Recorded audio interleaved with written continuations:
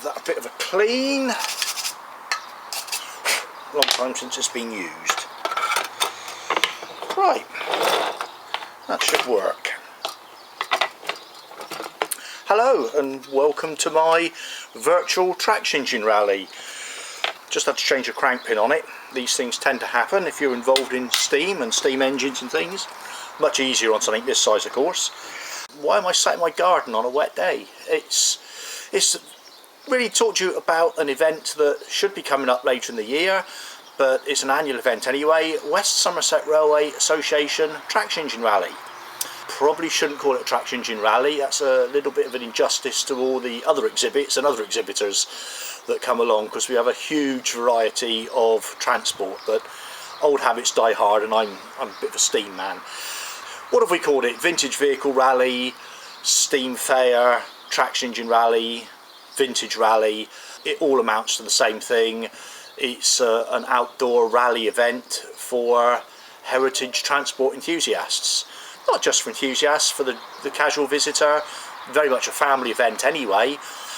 But it does bring along people with an interest in military vehicles, traction engines, steam, railways in general, motorbikes, vintage vehicles of a variety. So my name's John Glover. I work for West Somerset Railway. I actually work for the railway company, the operator.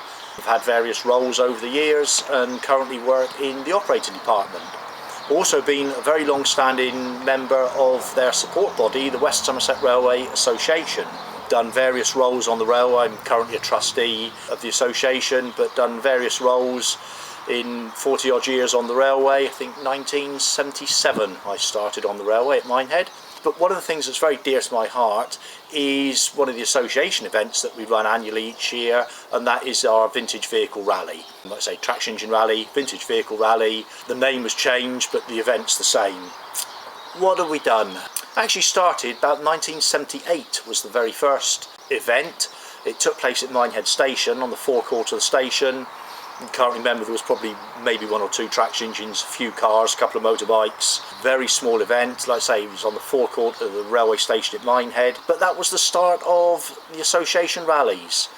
Following year it moved up the line a little way to Doniford, where we've now built a halt at Doniford Halt, and the event took place in Doniford Bay. 2 years I think the rally was there, on a site formerly known as the Queen Bee site. The site of the Queen Bee site has moved by virtue that most of that has slipped into the Bristol Channel, so there won't be any more rallies there. A couple of years we were there, and then we moved to Bishop's Lydeard, the terminus of the operational terminus of the railway, and we moved to Bishop's Lydeard. For those of you that know the area, the industrial estate on the approach to the station called Broadgauge Industrial Estate, and that was farmland when we moved there, and that was the site of the rally. Many years the rally took place there, and then we crossed the railway line and went on the station building side of the railway line in the farmland there, and were there many years. And it was really when we were there the rally started growing in size. Grew in size of the number of exhibits at each section, each type of interest, and the number of activities that went there changed. Hence we called it a steam fair from time to time. We did have fairground attractions, we have had helter-skelters, chariots and swing boats and things like that. Not steam driven, but fairground attractions nonetheless. But primarily it's a vintage vehicle rally for vehicles of all sorts. Latterly we've bought our own land at Norton Fitzwarren. It's operational land that the railway use on a regular basis. We've in fact got 2 turning triangles where we can turn entire trains, and on a regular basis throughout the year Network Rail use that land, and they turn their stone trains on it and discharge waste stone on the site. So it's a huge site, 33 acres we own there, which has allowed us to expand the rally again. We're not one of the biggest rallies in the country, and for that reason I'm actually quite glad. A lot of our visitors and our exhibitors like it because it's big enough that there's plenty of interest, plenty to see and do, but it hasn't got too big and too commercial. It's still got that nice friendly feel to it, which I think is what attracts not only the visitors but attracts the volunteers and the exhibitors and the public alike. It's a friendly event, a local event, a friendly event. And there's a few rallies in the country like ours where they actually have a railway connection. Not many, most are independent standalone events. but ours has got a working steam railway as part of it, which also means that since we've moved to Norton Fitzwarren, we actually add a railway element to it with brake van rides.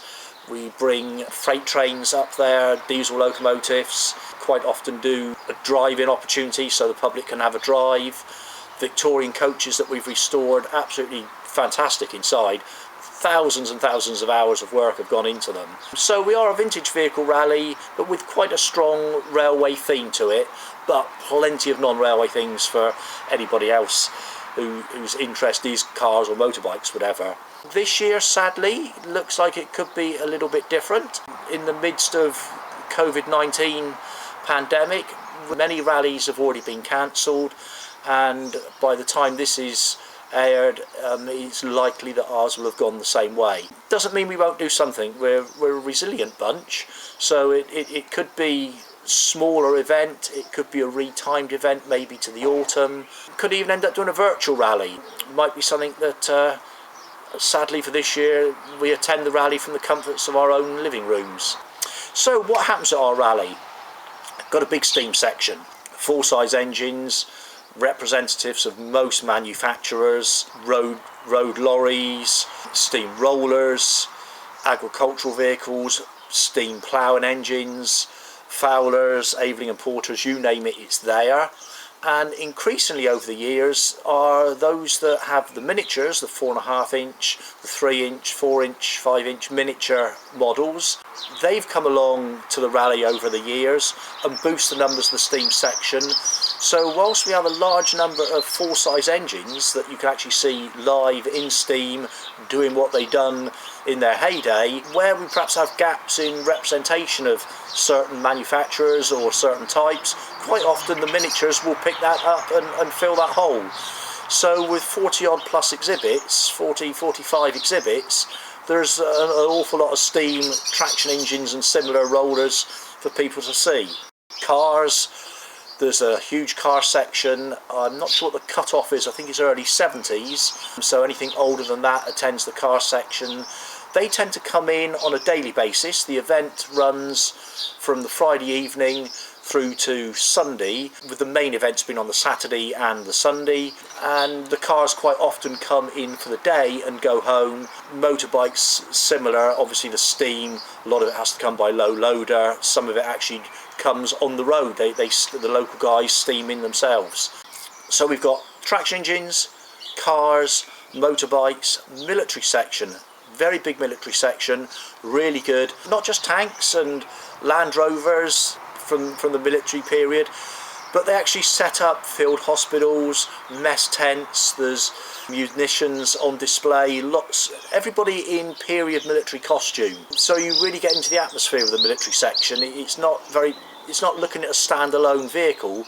You actually, if you get close enough and blot out the background and the other events going on, you're actually going back in time a little bit. Tractors, Arthur runs our tractor section, has done for many years. Very knowledgeable in, all our marshals, very knowledgeable in their sections, but people like Arthur will know what's unique, what's rare, and will go out and look for it. So we have quite a lot of rare exhibits in all our sections. Land Rovers, we have a Land Rover section, they come along every year. Commercial vehicles of all shapes and sizes, public service vehicles, emergency vehicles, ambulances, police cars, fire engines, fire pump, quite a lot come along. So steam engines, did I mention steam section? We have a large steam section. So there is something for everybody. If you've got an interest in transport and heritage transport, there is something there. What do? Well, 33-acre site means that each section can set up pretty much on its own. So stationary engines, for example, that's another section we have. Obviously, by definition, they don't go anywhere in the arena, but they take up an entire field. So you have a stationary engine section, then the motorbike section. They're all open to the public to walk round. You can go up close to all these vehicles, have your photograph taken next to them, see the vehicles. Vast majority of them, the owners are there with them, so you can engage in conversation with the owners, find out a bit of history of them. And I would think one of the most spoken comments on the site is, oh, I used to have one of these, as people who remember their own interest in vehicles they've had in the past suddenly see the old motorbike they had or the old Land Rover they had. So there really is some sort of transport for everyone there. What do we do with them? We have an arena show. So we've got a beer tent, huge arena. I guess 400 or 500 people can probably get around the arena at any one time. And then there's a timetable programme of events through the day. Steam section, we go in the arena about 1 o'clock. Others go in before us and after. Our section, we will take the full-size steam in, the miniature steam, probably have an hour or so in the arena, and it gives people an opportunity to see these engines alive and doing what they've done best. Quite often we will use one to tow another vehicle in, so it gives the sensation of the power that these things have. And then we will come out the arena and the commercial vehicles will go in, and likewise they will go in, the fire engines will perhaps put the ladder up, get the pumps running, things like that, or the emergency vehicles. Quite deafening when they all let their sirens off at the same time. The motorbikes will go through, and everything goes in the arena and circuits the arena 2 or 3 times so that people can see these things moving, working, doing what they do best.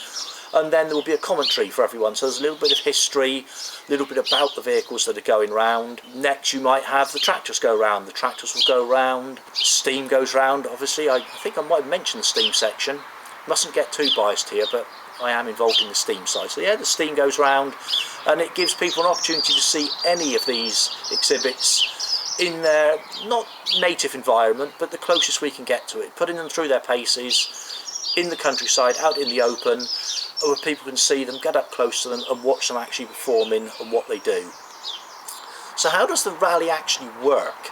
Quite a unique setup really, because we, the West Somerset Railway Association, like other organisations in the country, host these events, but we don't actually own any of the exhibits. So we totally rely on the goodwill and enthusiasm of the owners of these vehicles and exhibits to bring them along. Very unique working relationship, and that's where we're a big rally, but not too big. And that's where it works nicely. Everybody knows each other. We get the same exhibits come back each year, people talk, and then we'll come along to that rally. So we get new exhibits come along every year, and it grows. And like I say, we pretty much fill our 33-acre site now. So plenty for everyone to see, plenty to do. It is an enthusiast event, but it's very much a family event as well.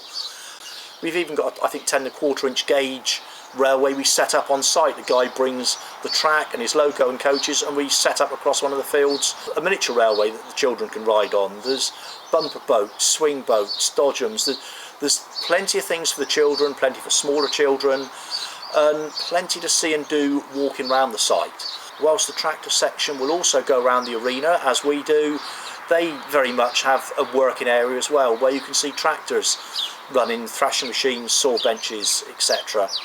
So it's very much something busy all the time. You can walk around the event. There's the beer tent next to the arena. That's become a little bit of a real ale festival in more recent years. Got cream teas, cakes, sandwiches. Go and grab your pint or your cream tea and your sandwiches. Sit round the arena for an hour and watch the traction engines go round, watch the motorbikes go round. Plenty to do. We've even had a Spitfire on site. That is quite impressive. When the site is generally quiet and they fire the Spitfire up, suddenly hundreds, if not thousands of heads on site all turn and look in one direction. Got a bunch of guys come each year called the Road Up Gang, and they recreate a sort of 1930s, 1940s atmosphere of roadworks. The old red and white barrier, the little toilet, the little toilet's great actually. It's a little wooden shed, not like the blue plastic portaloos you have on rally fields, but the little workman's toilet cubicle that's been put at the side of the road, and the door is a little bit shorter than the body of the shed, and they put a pair of wellies underneath it. So it just gives this impression there's a guy sat in the loo all day long at the side of the road, working on re-levelling the road. What is it? So it's an event for today, recreating the past. Event for today, I quite like that. Trade stores as well. We've got a lot of trade stands there, food outlets, craft tent, model tent. So what isn't represented as full-scale engines or cars or motorbikes, you'll find them in the model tent. Huge amount of work goes into it. It's completely voluntary ran. It's run by the West Somerset Railway Association. Just over 2 days the event, and just over a year to plan it. As soon as one ends, or planning's going ahead for the next one. Massive amount of commitment from the association members that run it. Most are members, some are not members. A huge amount of planning goes into it, and suddenly, in a flash, from Friday night to Sunday, and suddenly it's all over.